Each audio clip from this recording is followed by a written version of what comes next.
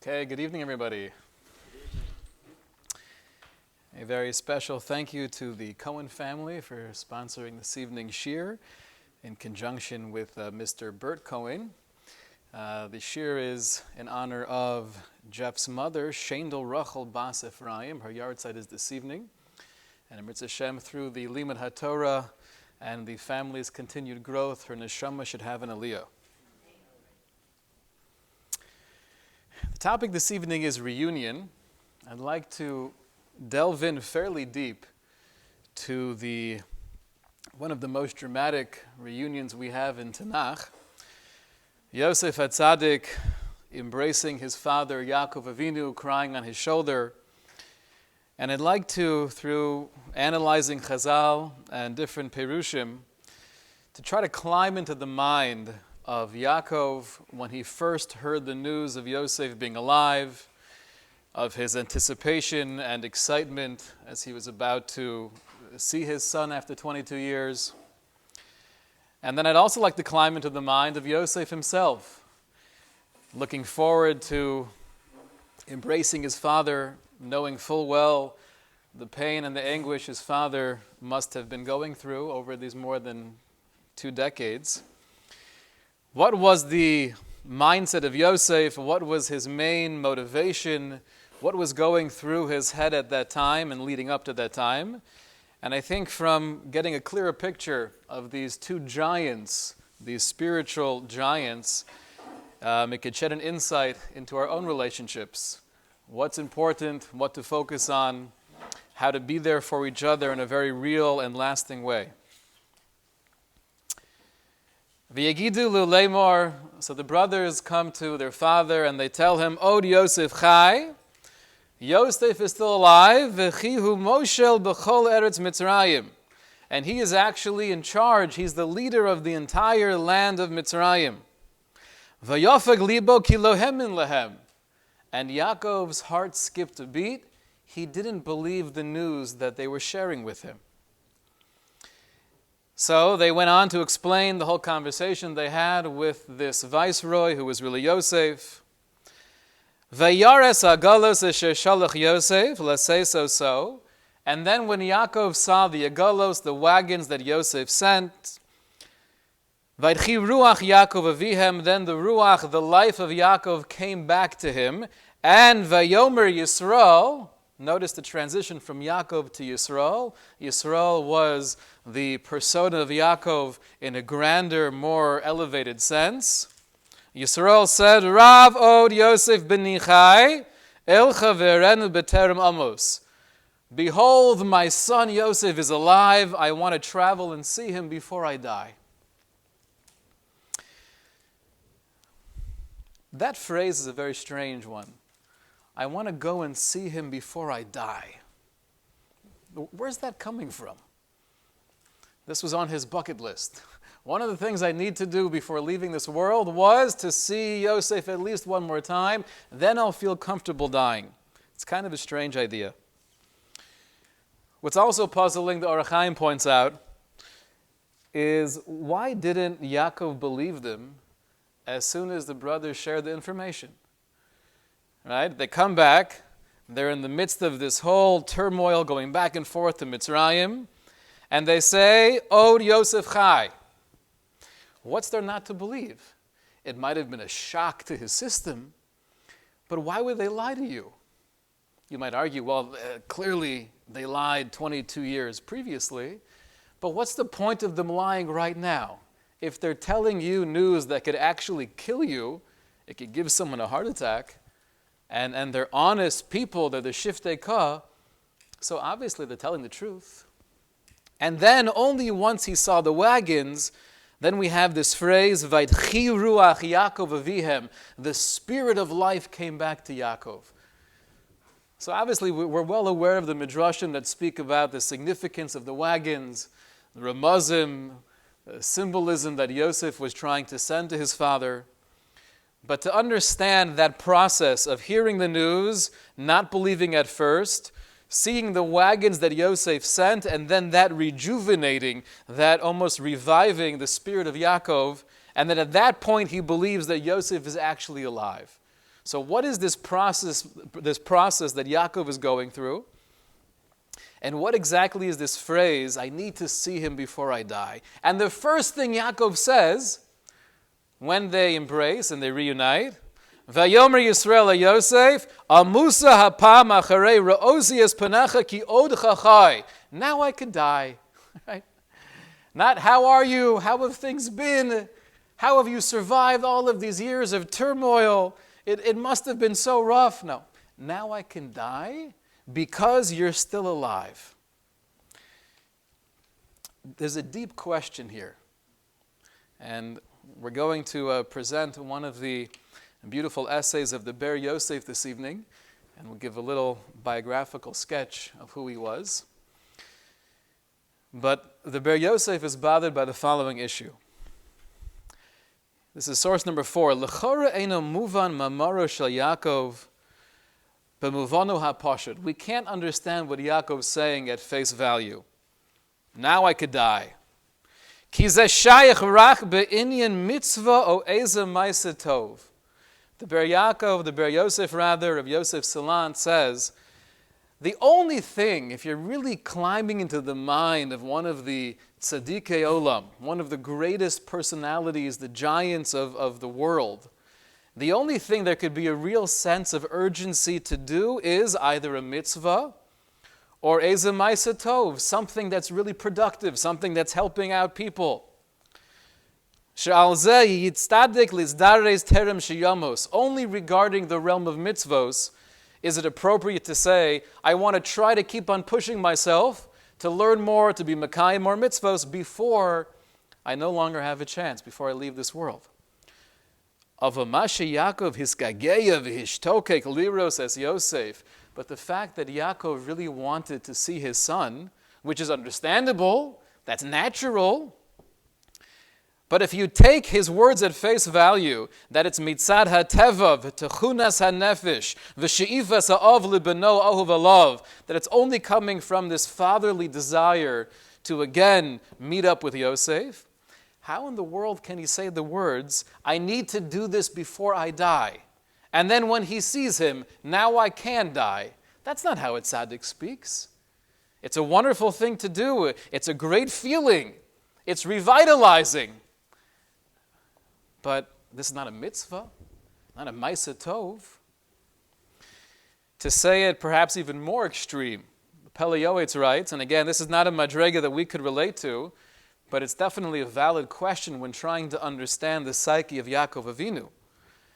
The Pele Yoetz writes, the alzos yispalel kol chassid lezos yechaven kishem misavim mevakesh chayim. Any real chassid, whenever he or she, they're davening for chayim, they're davening for life, it doesn't just mean staying alive biologically. They're davening for something so much more meaningful, for spiritual life. Lo bishvil, listen to these words of the Pele Yoetz. Lo bishvil lehasig liros bechupas banav, not just to be able to experience the wedding of a child, veliros banim ukedoma, and to have children and grandchildren. These are all in the category of nachas. These are wonderful brachos in life that we should all be zocha to for many, many years. But that's not the real reason why I want to live if I'm a chassid or if I'm Yaakov Avinu. So, questions that Rav Yosef Salant, what exactly is this terminology of I need to see Yosef before I die? What does that have to do with mitzvos? In every conversation that Yosef has with his brothers, he's always interested in how is his father doing. And when he's playing the part of the Egyptian, V'yomer hasholom avichem hazokin asher martem haodenu chai, right? How is your father doing, of which you spoke? Odenu chai, is he still alive? And they answered him, yes. Right? Our father is alive. And they bow down. And then, at the very end, right before Yosef actually reveals himself to his brothers, the whole conversation, the whole back and forth with Yehuda is, if we don't bring back Binyamin, what's going to happen? Tati's not going to make it. He's not going to be able to live with his or without his son. Then when Yosef finally gets to that dramatic scene, and he tells his brothers, Ani Yosef ha'od avichai, I am Yosef, is my father still alive? It's a very troubling thing to ask. Right off the bat, they're shocked that they can't respond. And your question is my father still alive? Of course he's alive. That was the whole conversation. Betoch kedei dibor. Within just a couple of seconds, that was the whole back and forth with the brothers. And according to many, we don't assume that Yosef thought maybe his brothers were lying. So he knows his father is alive and well. He just posed that question to them even before they had a chance to go all the way back to Eretz Yisrael. So he knows the answer to that question. Why is he asking again at this moment, Ha'od avichai?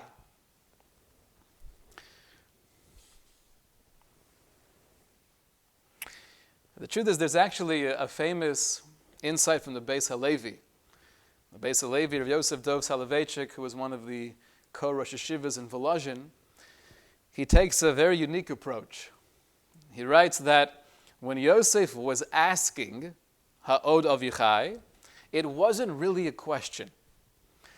The proof that it wasn't a question is the fact that they never gave him an answer. And that was never part of the conversation. What was he saying?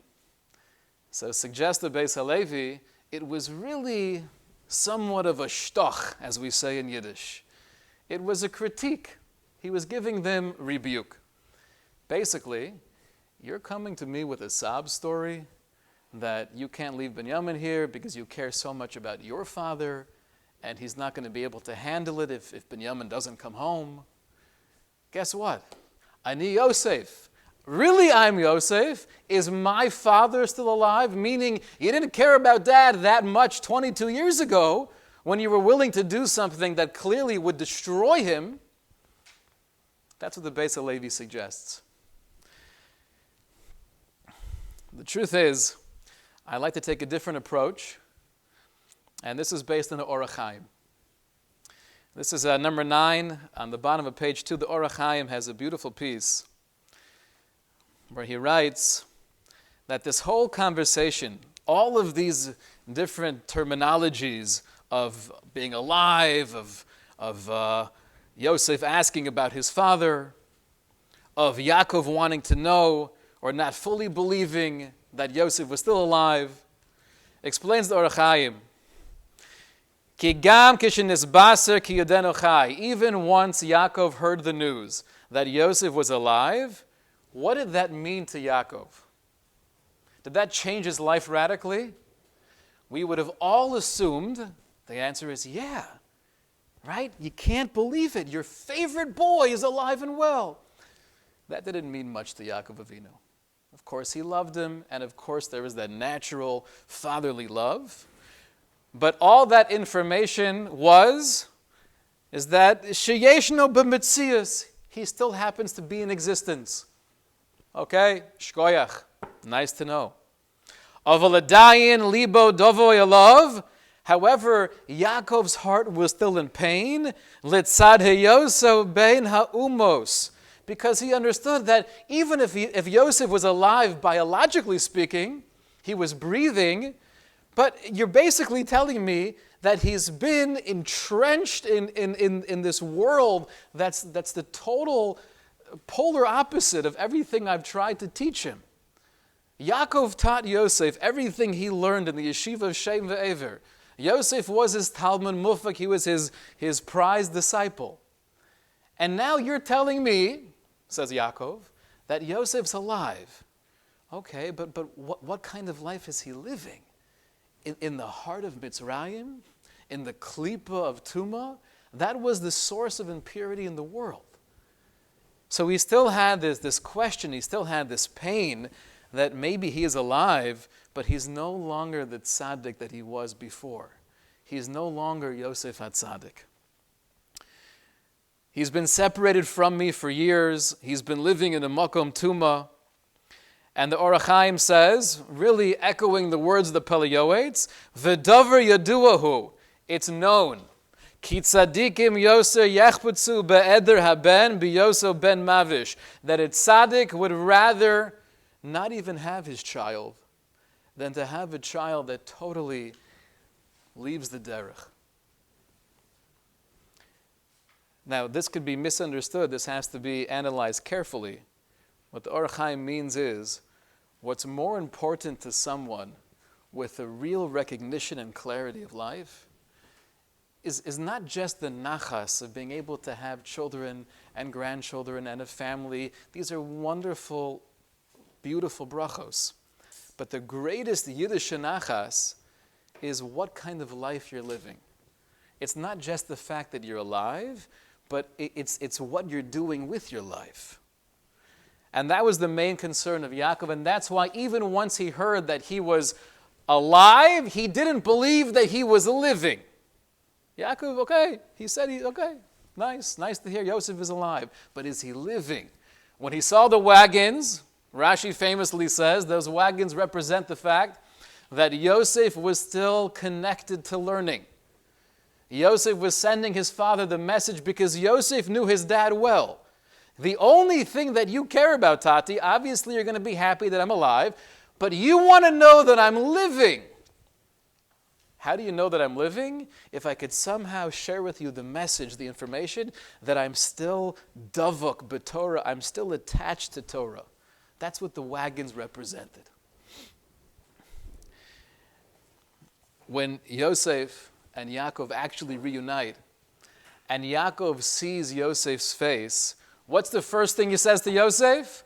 Now I see I could die because you're alive. Why do you have to mention the fact that he's alive? He's right there. He's standing in front of you. So the Orach Chaim explains, what Yaakov was really saying is that by seeing your face, I know that you're not only alive, but you're living.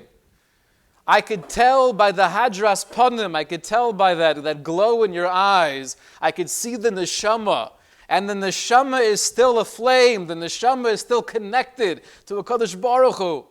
You're still in the world of the Torah. Somehow you've stayed in this sanctuary of Kedusha, even in this Makom Tuma, even a place of impurity. Yaakov saw that right away. He said, now I see your face. I could die. Not just because I'm getting nachas, but because I see that you are living. How do I see you're living? Because I can see who you are. Actually, in the Kabbalistic literature, there is an idea that someone who was well-versed and trained in Kabbalah, they'd be able to look at your face and really within a few seconds be able to have a pretty solid mastery of the makeup of your neshama. The Arizal had this ability. Right? The Chidah writes in one of his many svarim, this is in source number 10, the Chidah says that Rav Chaim Vital, who was the main disciple of the Arizal, he very much wanted to learn this particular chachma, this form of Kabbalah, being able to, peek into the soul just by analyzing your face. But the Arizal told him that he didn't feel comfortable sharing this tradition of Kabbalah at this point in time. He didn't want it to continue onwards throughout history. He felt that it might be misunderstood, misapplied. It does go to show, though, parenthetically, that if someone tells you they have this chachma, you should be pretty skeptical. Because if Rav Chaim Vital wasn't able to receive it from the Arizal, then likely the person over there, even though he may have a long beard and a couple red strings and he's only charging you $19.99 for one quick session, likely he doesn't really have that chachma either. But if the Arizal had it, it's safe to assume that Yaakov Avinu had it, and that's what the Orach Chaim tells us. The whole she'ifa, the whole yearning, that whole ambition that Yaakov had wasn't just to see his son, but was to make sure that he was still living meaning a life of ruchnius, a life of spirituality. Now, just to jump to Yosef for a moment, let's climb into the head of Yosef. As he's getting ready to see his father, the pasuk says, "Vayaser Yosef merkavto, that he ordered his chariot, Ve'ya likras Yisrael aviv Goshen, and he went to greet his father in Goshen. Ve'yera elav, two famous words that he appeared to him, which based on the subject of the pasuk seems fairly clear, that it means Yosef appeared to his father. Ve'yipol al tzavarav ve'yef al tzavarav od. He, again, the subject here is Yosef. He fell on his father's neck, and he started to cry, od, exceedingly. So whenever we find an example of somebody either saddling their own donkey, or in this case, getting their own chariot ready, when they have many other people to be doing that for them, clearly there's a sense of urgency. In this case, why was Yosef running to see his father? If you were to guess, what would it be? Because he wanted to see his father. What does Rashi say? Hu atzmo asur es hasusim lemerkava lihizdarez lichavod aviv. He wanted to be machabed. He wanted to give honor to his father. So it's clear from the very first action that Yosef does before the reunion that his thought process wasn't just on his own anticipation and his own excitement to see dad, but it was very much focused on Yaakov. I want to hurry. I can't wait for anyone else to get the chariot ready because I want to be machabed my father. I want to give him the honor that I have not been able to give him for so many years. Then Vayera elav, he appears unto him. So Rashi says, just explaining who is he and who is him, Yosef nira el aviv. What's happening here is that Yosef appears unto his father. The reason why these two words are very difficult is because it would seem there's no need to tell us that he appeared to his father. If the very next words in the pasuk are, he fell on his neck and he was crying excessively, so obviously his dad saw him. Why is there a need to point out, Vayera elav, that Yosef appeared to his father? So we'll have to explore that, but the last Rashi has always been troubling. And there's a famous moral we'll share, but I want to explore it deeper. Because what's clear from this pasuk as well is that Yosef was crying on Yaakov. Yaakov was not crying on Yosef. So famously, again, Rashi says, Avo Yaakov lo nofel al tzavara Yosef velo neshako. He didn't fall on Yosef's neck, velo neshako, and he didn't even kiss him. Why not? V'omer Rabbeinu, our rabbis teach us, shahaya kore es shma. Yaakov was busy saying the Shema, and that's why he did not embrace nor did he kiss his son after 22 years. So that needs a lot of explanation. You're so excited to see him, and you're thrilled once you see his face. Not only is he alive, but he's living. Oh, Yosef Chai! But as you're actually about to hug and say Shalom Aleichem, you have to be distracted with something else. You're saying Kriya Shema right now? So Reb Chaim Shmulevitz has a famous piece where he analyzes this Rashi. First off, Vayera elav, that Yosef appears to Yaakov. Why is there a need for the pasuk to tell us this? Obviously, if they're embracing, Yosef appeared to his father. So says Reb Chaim Shmulevitz, the pasuk is not telling us just the description of where they were and the fact that Yaakov saw Yosef, but the pasuk is rather giving us an insight into what Yosef's motivation was. Just like when he's getting his chariot together, it wasn't because of his own excitement and his own desire to see his dad, but it was all about wanting to be machabed, wanting to take the opportunity to bring my father joy and kavod. Same thing is happening when they reunite. Yosef was able to almost push aside his own emotion, his own desire, his own yearnings for so many years to finally see his father, and just focus on giving his father a sense of simcha. Vayera elov. The motivation, the intent of Yosef was, I want to appear to my father because I know how much he loves me and I know how much he missed me. And I love him and miss him also. But my main intention here is I want to give you pleasure. I want to be mechabed you. That's vayera elov. And the way Reb Chaim Shmulevitz defines this at the very end of the piece, he says, Lo haya belibo elo ratzon echad. In the heart of Yosef, he only had one desire, laharos el aviv, to show himself to his father. He wasn't thinking about seeing his father, but it was laharos, to show himself to his father, because he knew that would bring him so much joy. So Yosef seems to be going into this in the most selfless way humanly possible, pushing aside any of his own natural emotion and just focusing on giving his father nachas. But what's Yaakov doing? He's saying Kriya Shema. So why would you say Kriya Shema at a time like this? The Maral says as follows. Right? You think about most of the time that we say Kriya Shema. The pasuk of Shema Yisrael is something that we teach children from the earliest age. It's something that ideally before we leave this world should be the last thing that we say. We have a chiyuv, we have an obligation to say Shema twice a day. But why at this moment, bedafka? Why now? So says the Maral, then the Gur Aryeh, his commentary on Rashi.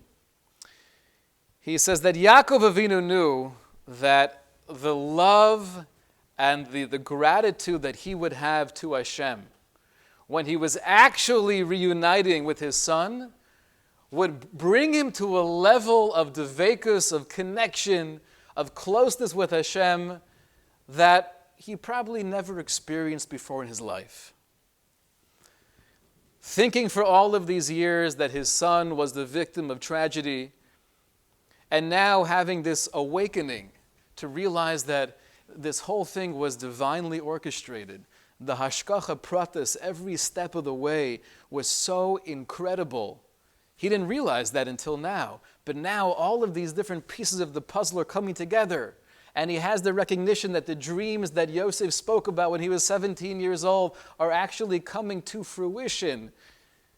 The hakaras hatov, that sense of overwhelming joy, that hargasha that Yaakov was about to experience, he knew would be unparalleled. So what do you do with that? If you're about to feel a whole lot of love and reverence to Hashem, don't let that moment pass you by. And therefore, he bedafka planned to say Shema at the height of that hargasha. Explains the Maral.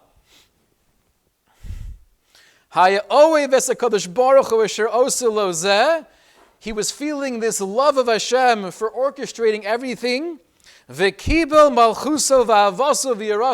And that's why it was the opportune time to say Kriya Shema, like he never said Shema Yisrael, Hashem Elokeinu, Hashem Echad before in his life. Likely on Yaakov's deathbed, if you were to ask him, what was the best Kriya Shema you ever had? The answer would be, when I saw Yosef at the 22 years. How about the next day? Was it the same? No, not quite the same. Right? Inspiration goes quickly. So what the Maral is doing is he's giving us a little bit of an insight as to why Yaakov was saying Shema, and in a sense he was maximizing that moment. He was taking full advantage of the opportunity. But there was something that always troubled me about this Maral. What sounds a little bit strange about this perspective of Yaakov Avinu? It almost sounds like, and I don't want to use the word because it's not appropriate in this context, but it almost sounds like Yaakov is pulling away from Yosef. He's not allowing himself to fully meet and connect and engage with Yosef. And he's like using the moment for his own bein adam l'makom. for his own relationship with Hashem, which is an amazing thing to do, right? Any inspiration we have to channel it towards higher levels of love and reverence. But if it's going to be at the expense of Yosef, if you're pulling yourself away, why is that the right thing? Yosef is coming into this with a total selfless devotion to his father. Everything is to bring nachas. Everything is for you. And Yaakov, although his intention was not just to see Yosef alive, it was to see him living, but it still seems like there's more of a focus on himself. I'm going to utilize this. I'm going to use you to be able to say Shema in the most powerful way ever. Is that disturbing to you a little bit? So I want to share with you this idea of the Ber Yosef, and when I saw this for the first time last year, I think it really gives a different dimension to what's happening here. It adds another layer of insight that we could really understand and appreciate why Yaakov is saying Kriya Shema. Why is he choosing to pull away from Yosef, or what seems to be pulling away from Yosef? Who was Rav Yosef Salant? Just a brief biographical sketch. He was born in 1885. He passed away in 1981. He was raised in the Tahara of Yerushalayim Shel Mala. He was a descendant of the Salant family, Rav Yosef Zundel of Salant, who was the renowned Rebbe of Rabbi Yisrael Salanter. He was educated in the yeshiva of Eitz Chaim, in the old Yishuv, and he was influenced by Rav Yitzhak Petterberger. Rav Yitzhak was one of the three main disciples of Rabbi Yisrael Salanter. He was a very modest, unassuming man. He never had any official position. And even in the writing of the Sefer, Ber Yosef, we'll see in a moment, his intention was not, I want to share my chachma with the world. Rather, he was a Maggid of Yerushalayim. He gave drashos. He was a man who was a baki. He was an expert in Shas and Poskim. And after accumulating so many wonderful ideas, so he was motivated through others, put it into a sefer, have it for posterity. Just to get a glimpse of who we're talking about, to see two of the haskamos in the beginning of the sefer. One haskama is from Dayan Weiss, Zecher Tzadik Kodesh Livracha. And he writes here, this is actually on page 7. Yosef hu ha-sholit hu ha-mashbir l'chol am ha'oretz b'drosov ha-nifloim asher dorosh kamin chomer lehamshich libos b'nei Yisrael la'avinu shebashamayim, referring to Rav Yosef Salant, paraphrasing the pasuk, the idea of Yosef HaTzadik. Just like Yosef was able to feed the entire world at that time during the years of famine, Rav Yosef Salant had the incredible skill of sharing his drashos with everybody, from the Gedolim to the Ketanim, from those who were well-versed in Torah to those who were not as experienced. And he goes on to sing his praises. If you jump to the Haskama of Rav Shlomo Zalman Auerbach, Shlomo Zalman Auerbach writes as follows: "Hameforsamos ein srichen raya," something that is so well known and established, like Rav Yosef Salant. There's no need for any proof. There's no need for any validating. Lefikach ach lemoser hu lamod b'shar v'lispar shivcho shel haigava rabba. For me to stand here and sing the praises of this great giant would be a waste of time. Everybody knows who he is. He's filled with Torah and Yiras Shamayim. Harav Agon HaMeforsim Rav Yosef Tzvi Salant Asher Milvad Godlo B'Torah. And here he gives a little bit of a glimpse into his character. He says, besides his greatness in Torah, Yadu Lepo Mapik Margolios V'Chol Imrosav Imros Hashem, his speeches, his drashos, are words that are pure, emanating from a source of godliness, and his chedushim, his novel insights, are nichbodim, are beloved ba'agada, in all aspects of agada. and they're built on Adonai Emes, on the pillars of truth. Ki chachmaso hagadola b'shas and poskim, his great wisdom and mastery of shas and poskim, he's able to dabble in everything, well not dabble, is able to entrench himself in everything. He she'amda lo shagam devar b'agada, and now when he shares chedushim in the realm of agada, it's coming from yashrus and emes, vidas, tevuna, v'sovim oso. Everything he writes is yashrus, is straight, is erlich. Then he says at the end, he says, the truth is, when Rav Yosef Salant asked me to write a haskama, I was mishtomim. I was shocked. Says Rav Shlomo Zalman Auerbach in his own humility. Why in the world would he ask me to give a haskama to his sefer? Who am I to say anything? For me to be maskim, for me to give any level of agreement that what he's saying is valid? The only reason I agreed to do so is because you don't turn down a Godel B'Torah. But having a haskama like this from Dayan Weiss and Shlomo Zalman Auerbach gives us a little bit of a glimpse into the greatness of this man.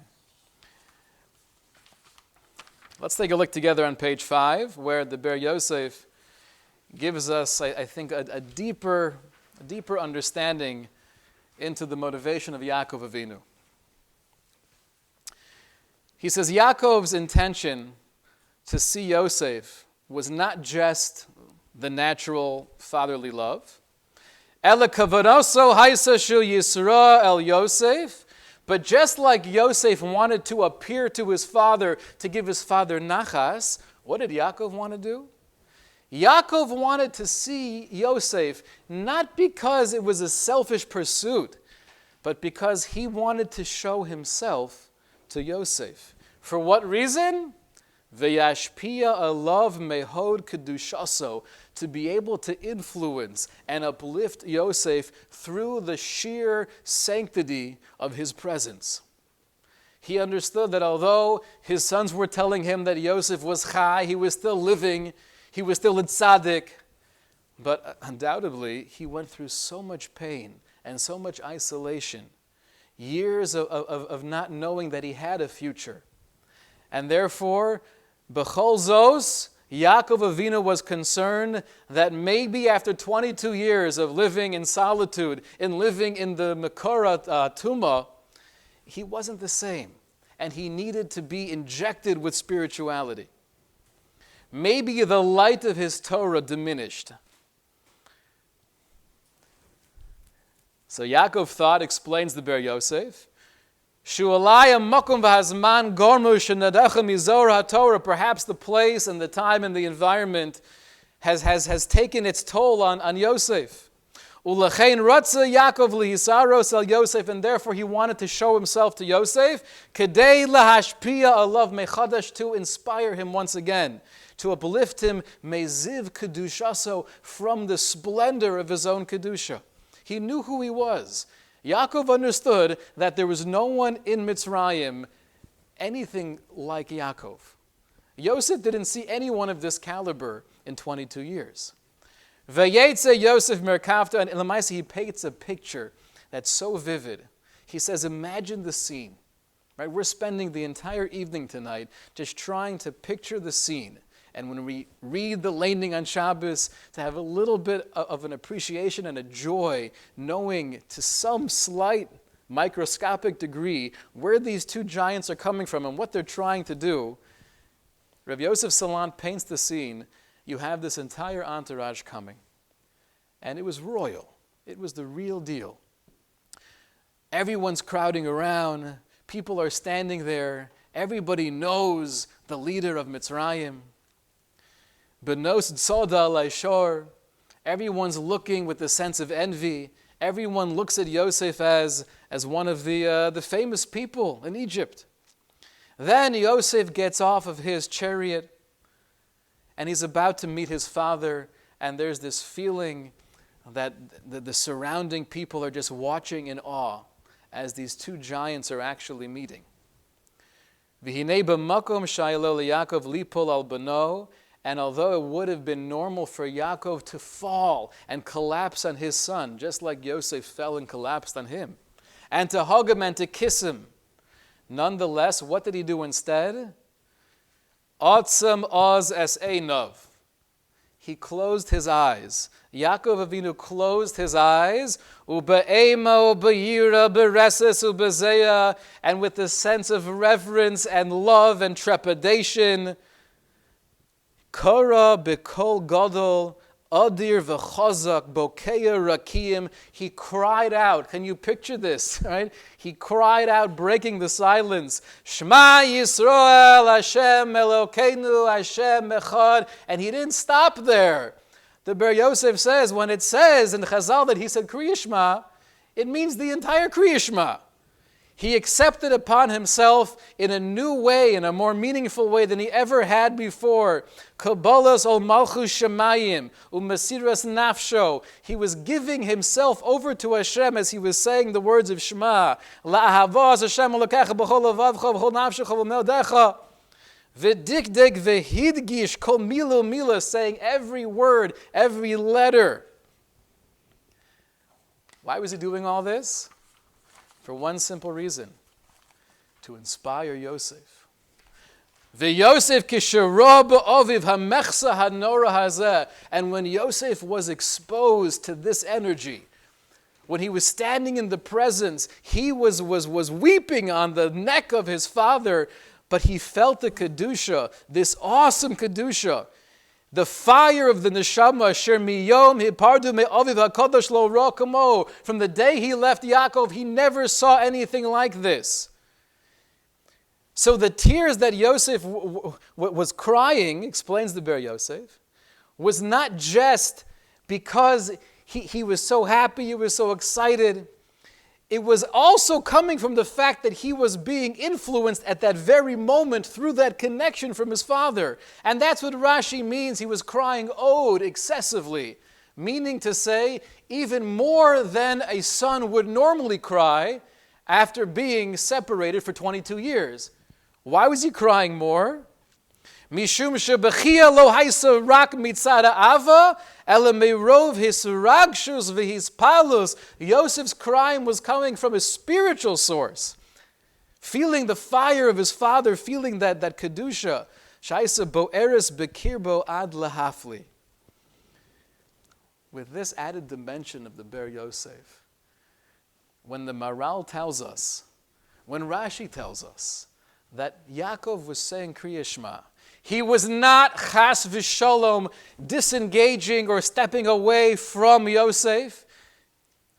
He wasn't using him or using the moment to enhance his bein adam l'makom.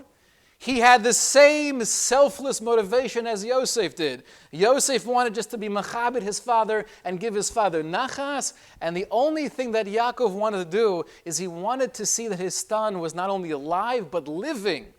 Not just for his own sipuk hanefesh, not just to feel the satisfaction that my son is following the path of Torah, but to be able then to shine his own kedusha upon Yosef, to bring him to a higher madrega. That was the reunion between Yaakov and Yosef.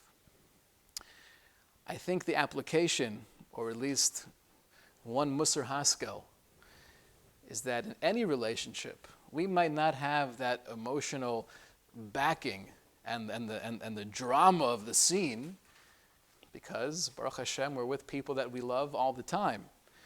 Sometimes it's more difficult, sometimes it's less difficult. But I think here we have the paradigm of what a loving relationship is. It's not about what I can get from you, what I can gain from you. Are you giving me enough? Are you giving me the same amount that I'm giving you? But it's about as much as possible, I'm focused on you. I'm constantly thinking about you. I'm caring about you not just being alive, but that you're living, that you're thriving, that you're spiritually well. Not just physically well, but you're spiritually and emotionally well. Now, obviously, that doesn't mean I ignore my own feelings. I have to be very in touch with myself as well. but that Yaakov-Yosef paradigm is really the textbook of what a relationship can be. And the more I could be fully devoted to you, and you could be fully devoted to me, and all I care about is helping you and inspiring you and giving you what you need and vice versa, then it's a kesher shel kayama. It's a love that continues to grow and to flourish. In Mirz Hashem, we should be zocha to make all of our relationships as much as possible emulating the path that was set by Yaakov and Yosef. A good Shabbos.